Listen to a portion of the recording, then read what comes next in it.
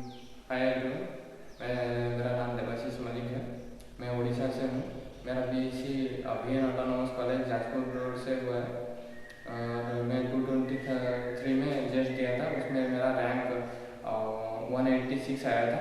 उसके बेसिस पे मेरा HRI में इंटरव्यू था 15 मई को। उसके तो इंटरव्यू तो 12:30 बजे था, पर टेक्निकल इशू की वजह से वो 5:30 बजे मैंने दिया था। उसमें एक टीचर थे, वो पहले तो इंट्रोडक्शन लिए और उसके बाद मुझे पूछे फेवरेट टॉपिक्स। मैंने बताया EMT एंड क्वांटम। उसके बाद वो एक टीचर थे, वो बोले कि आप मल्टीपल एक्सपेंशन के बारे में जानते हो। मैंने बोला कि हाँ पता है मुझे। तो वो बोले मल्टीपल एक्सपेंशन क्यों करते हैं हम। तो मैंने बोला है कि जनरली वो पॉइंट चार्जेस, हमारे पास पॉइंट चार्जेस का पोटेंशियल एट एनी पॉइंट हम कैलकुलेट कर सकते हैं अगर पॉइंट चार्ज डिस्ट्रीब्यूशन होता है तो। पर हमारे रियल लाइफ में, प्रैक्टिकल लाइफ में वो हमारे पास एक चार्ज डिस्ट्रीब्यूशन होता है, उसका पोटेंशियल एट लार्जर डिस्टेंस हमें पता नहीं होता। तो उसके लिए हमें मल्टीपल एक्सपेंशन करना पड़ता है ताकि पता चले कि वो उसका डिस्ट्रीब्यूशन का, वो डिस्ट्रीब्यूशन की वजह से वो पोटेंशियल लार्ज डिस्टेंस में कैसा होता है। तो टीचर ने बोला कि हाँ अच्छा है, सही सही बोल रहे हो, सही पॉइंट है, लेकिन आप देखते हैं कि आप कैलकुलेट कर सकते हो, ये आइडिया यूज करके कैलकुलेट कर सकते हो कि नहीं वो एक चार्ज डिस्ट्रीब्यूशन के लिए। उसके बाद वो टीचर थे, वो बोले कि ये ऐसा है कि स्फीयर है और वाई एक्सिस है, ये एक्स एक्सिस है, ये जेड एक्सिस है। और वो बोले कि वो इसके सरफेस पे वो ये चार्ज डिस्ट्रीब्यूशन है, सरफेस चार्ज डिस्ट्रीब्यूशन है, ये सरफेस चार्ज डेंसिटी का इक्वेशन है, वो थीटा है। अब बोले कि आप ये स्फीयर के वजह से आर ग्रेटर देन ए यहाँ पे है, वो स्फीयर का रेडियस है। ये आर ग्रेटर देन ए में ये चार्ज डिस्ट्रीब्यूशन की वजह से वो इलेक्ट्रिक फील्ड कैलकुलेट करने के लिए बोला था। तो बोले कि आप कैसे करोगे। तो मैंने बताया कि फर्स्ट हम ये टोटल चार्ज कैलकुलेट करेंगे। अगर ये चार्ज 0 आता है तो then you calculate the total dipole moment.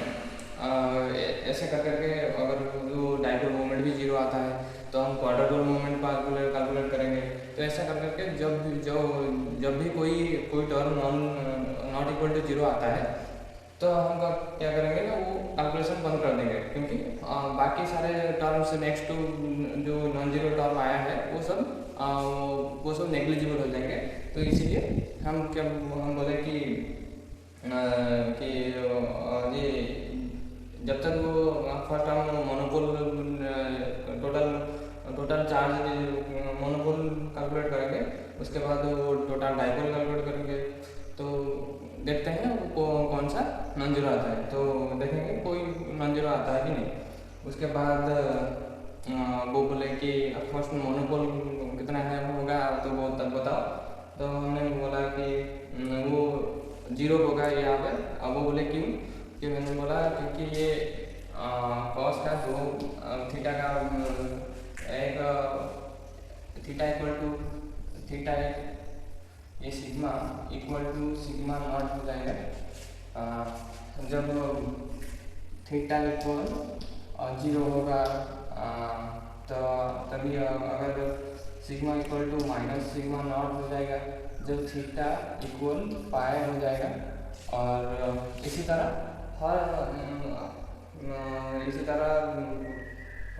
वहाँ पे एक ये दोनों कैंसिल आउट हो जाएगा। इसी तरह हर एक वैल्यू के लिए, कॉस के वैल्यू के लिए एक पॉजिटिव है एक नेगेटिव टर्म आता है, वो कैंसिल आउट हो जाते हैं। इसलिए वो टोटल चार्ज 0 हो जाएगा। तो भी बोले कि इसका डाइपोल कितना होगा वो कैलकुलेट करो। तो मुझे याद था इसका डाइपोल, तो मैंने बता दिया कि ये डाइपोल होगा, इसका डाइपोल मोमेंट होगा ये सिग्मा नॉट टाइम्स वॉल्यूम होगा इसका, तो वॉल्यूम है 4πA³/3, इतना डाइपोल मोमेंट होगा। मुझे पता था तो ये बोल दिया, तो वो टीचर बोले कि डाइपोल एक वेक्टर क्वांटिटी है और स्केलर क्वांटिटी है, तो मैंने बताया कि वेक्टर क्वांटिटी है। तो वो बोले कि वो मुझे तो अभी दिखाई दे रहा है ये स्केलर क्वांटिटी है, इसका डायरेक्शन नहीं बताया, तो मैं थोड़ा कंफ्यूज हो गया, मुझे अभी मैं बता नहीं पाया, तो वहाँ से मैं बहुत कंफ्यूज हो गया। तो वो उसके बाद और एक टीचर थे, वो मुझे समझाने लगे थे कि कैसे मुझे कैलकुलेट करना है ये इसका electric field at R greater than A, और वो बता रहे थे कि पॉइंट चार्जेस के लिए क्या होगा, पॉइंट चार्जेस के लिए क्या होगा, वो डाइपोल पॉइंट डाइपोल में R बहुत ज़्यादा ग्रेटर होगा तो तब क्या होता है, तो वो पूछने लगे थे। उसके बाद जब मेरा EMD से ख़त्म हो गया, वो क्वेश्चन पूछा, उसके बाद एक मैम थे, वो क्वांटम से पूछने स्टार्ट किए। वो बोले कि क्या क्या पढ़ के आए हो, तो मैंने बताया हार्मोनिक ऑसिलेटर, वो ये स्क्वाड्रेचर इक्वेशन, ये वन डायमेंशनल पोटेंशियल वो सब बोला। तो उसके बाद बोले तो हार्मोनिक ऑसिलेटर के वो फर्स्ट एक्साइटेड स्टेट का डायग्राम बनाने के लिए बोले। तो मैंने बता दिया है कि ये ऐसा होता है,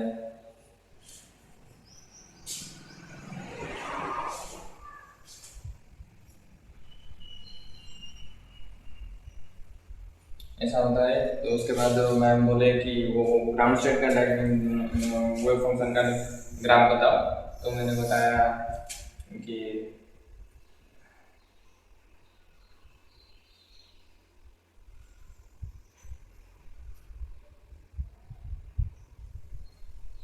ऐसा होता है। उसके बाद मैम बोले कि वो इंफिनिटी में ये दोनों कैसे रिएक्ट करते हैं, वो माइनस इंफिनिटी प्लस इंफिनिटी में कैसे एक्ट करेंगे। तो मैंने बोला कि वो दोनों टेंस टू 0 हो जाएंगे इंफिनिटी पे, तो माइनस इंफिनिटी प्लस इंफिनिटी पे। अब बोले कि ये इनका क्यों जो एक्सपेक्टेशन वैल्यू होता है एक्स का, ये 0 होता है, कितना होता है पूछे, कितना होता है पूछे, तो मैंने बताया 0 होता है। तो वो बोले कि क्यों होता है, तो मैंने बताया कि ये इनका वेव फंक्शन वो ग्राउंड स्टेट एक वेव फंक्शन होता है, ये जी वो होता है ऐसा कुछ होता है कि a to the power into e to the power -x² by x0², तो ऐसा कुछ होता है। अभी अगर हम ये एक्सपेक्टेशन वैल्यू निकालेंगे x का, अभी ये क्या होगा ना, ये साइज s gs ये स्टार x और साइन GS, इसका इंटीग्रेशन होगा dx फ्रॉम -इंफिनिटी से +इंफिनिटी तक। अभी ये नहीं होगा तो अब क्या होगा, अभी अगर ये मैंने बताया कि ये एक इवन फंक्शन, अभी ये इस तरह लिख सकते हैं कि x e to the power -2x² by x0² dx, ये -इंफिनिटी से +इंफिनिटी। मैंने बताया कि ऑड फंक्शन होता है, तो ये इस लिमिट में -इंफिनिटी +इंफिनिटी लिमिट पे वो 0 होता है इसलिए। तो बोले हाँ ठीक है। तो ये बोले कि मैम बोले कि सारे आइजन फंक्शन के लिए वो ऐसा ही रिएक्ट करता है या सिर्फ ये ग्राउंड स्टेट और फास्ट एक्साइटेड स्टेट के लिए एक्ट करता है। तो मैंने बोला कि सारे ही वो आइजन फंक्शन के लिए ये ऐसा ही होता है। तो उसके बाद मैम बोले कि जनरल आइजन फंक्शन लिखने के लिए, तो मैंने वो लिखा कि सारा इक्वल 1/, इसको कांस्टेंट लिखने के लिए मैंने पूरा डिटेल से लिख रहा था। वो बोले कि जो कांस्टेंट है उसको सिर्फ कांस्टेंट से डिनोट कर दो, इसलिए मैंने ए से डिनोट कर दिया। अभी पता है, अभी वो लिखेंगे A into E to the power minus X square by X naught square into ये होता है, ये हर्मिटियन पॉलिनोमियल होता है एक्स बाय एक्स नॉट, ये होता है जनरलाइज्ड आइजन फंक्शन। इसके बाद बोले कि मोमेंटम का एक्सपेक्टेशन वैल्यू क्या होता है।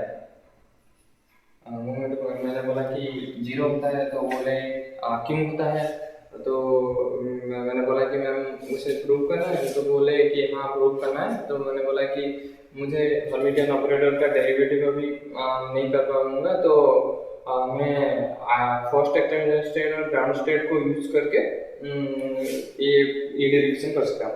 तो मैंने फर्स्ट एक्सटेंडेड स्टेट को लेके बताया कि ये मोमेंटम का एक्सपेक्टेशन वैल्यू क्यों 0 होता है।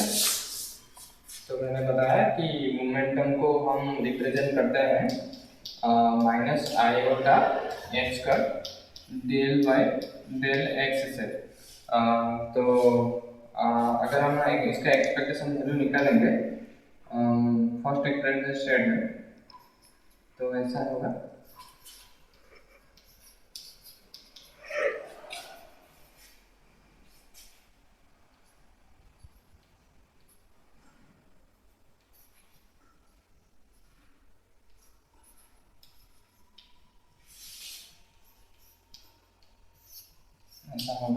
इसका इंटीग्रेशन माइनस इन्फिनिटी से प्लस इन्फिनिटी डी एक्स होगा। हम इसके बाद ये सब डिराइव करके मैंने दिखाया कि ये 0 होगा। उसके बाद वो मैम पूछना बंद कर दिए, वो उनका क्वेश्चन खत्म हो गया। उसके बाद वो पहले वाले टीचर ने उसके बाद फिर से वो बोले कि एक पोटेंशियल है, वो ऐसा दिखता है कि e to the power x plus x square. तो बोले कि ये एक पोटेंशियल है और इसका कितना बाउंड स्टेट होगा वो बताओ, कितना बाउंड स्टेट होगा। तो ये क्वेश्चन देखे मुझे कुछ भी समझ में नहीं आया, तो मैंने बोल दिया कि डायरेक्टली बोल दिया कि मुझे नहीं आता वो। तो उसके बाद और एक टीचर थे, वो बोले कि ट्राई तो करो, देखते हैं कितने क्या होता है, क्या निकल के आता है। तो मैं एक टीचर ने बोला कि प्लॉट करने की कोशिश करो। तो मैंने प्लॉट करने की कोशिश कर रहा था कि एक टीचर ने बोला कि x इक्वल टू 0 में क्या होगा ये फंक्शन। तो मैंने बताया कि x इक्वल टू 0 अगर पुट करेंगे, x इक्वल टू 0 पुट करेंगे तो v इक्वल टू 1 हो जाएगा, 1 हो जाएगा। तो मैंने वो ये एक पॉइंट को 1 लिख दिया, तो ये पॉइंट को मार्क कर दिया। तो उसके बाद वो टीचर बोले कि x ग्रेटर देन 0 में ये फंक्शन कैसा रिएक्ट करेगा, v कैसे रिएक्ट करेगा। तो मैंने बोला कि ये एक टर्म ये एक्सपोनेंशियली इंक्रीज करेगा और ये इतना ज़्यादा फास्ट इंक्रीज नहीं करेगा, तो इसलिए ये term e to the power x dominate करेगा। तो ये राइट साइड में x ग्रेटर देन 0 में वो एक्सपोनेंशियली रिएक्ट करेगा। तो मैंने ये ऐसा कुछ होगा, तो ऐसा ड्रॉ किया था। तभी उसके बाद वो टीचर बोले कि x लेस देन 0 में क्या होगा। तो उसमें ये e to the power x बहुत ही एक्सपोनेंशियली डिक्रीज कर रहा है, तो इसीलिए एक्स स्क्वायर डोमिनेट करेगा। तो मैंने बोला कि वो लेफ्ट साइड में पैराबोलिक होगा। तो मैंने ऐसा कुछ ड्रॉ किया, काफ़ी खराब ड्रॉ किया था वो तभी, क्योंकि वो इसका स्लोप थोड़ा छोटा कर दिया था। तो सर बोले कि इसका स्लोप ज़्यादा बड़ा होगा इससे, तो काफ़ी कुछ इस तरह बनाया था। अभी उसके बाद वो सर बोले कि x इक्वल टू इन्फिनिटी पे ये पोटेंशियल क्या होता है, पोटेंशियल का वैल्यू क्या होता है। तो मैंने बोला कि ये इन्फिनिटी हो जाता है। उसके बाद माइनस इन्फिनिटी पे ये क्या होता है, तो मैंने बोला ये भी इन्फिनिटी हो जाता है, वो माइनस इन्फिनिटी पे वो भी इन्फिनिटी हो जाता है।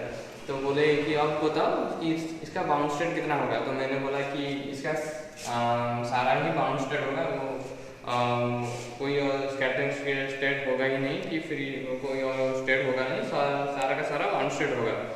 तो बोले कि हाँ हम यही जानना चाहते थे। तो उसके बाद मेरा इंटरव्यू ख़त्म हो गया।